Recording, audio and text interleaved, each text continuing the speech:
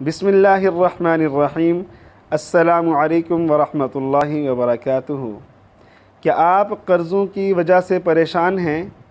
क्या आप कर्ज़ों में फंसे हुए हैं और ना चाहते हुए भी आप कर्ज़ों में और जकड़ते जा रहे हैं?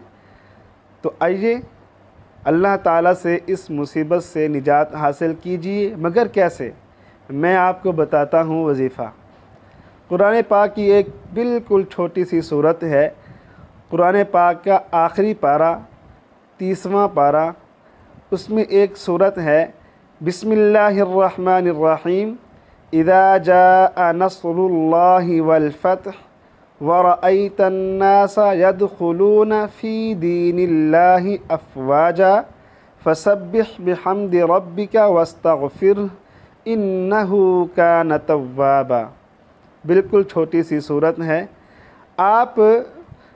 आपको जो मैं तादाद बताऊंगा तो आपने इसको उसी तादाद के मुताबिक पढ़ना है, न उससे ज़्यादा पढ़ना है न उससे कम पढ़ना है। अगर आप इस अमल को कर लेते हैं तो इंशाअल्लाह ये मेरा दावा है, अल्लाह ताला की मेहरबानी से आपका जितना भी कर्ज़ हुआ, अल्लाह की रहमत से आपको इस कर्ज़ से निजात हासिल हो जाएगी।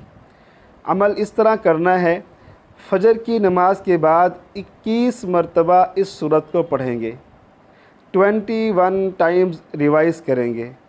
ज़ुहर के बाद, ज़ुहर की नमाज़ पढ़ने के बाद 22 मरतबा यानी 22 टाइम्स रिवाइज़ करेंगे। और असर की नमाज के बाद आप इसको 23 यानी 23 मरतबा आप इसको पढ़ेंगे। और मग़रिब की नमाज के बाद 24 मरतबा यानी 24 मरतबा आप इस सूरत को पढ़ेंगे।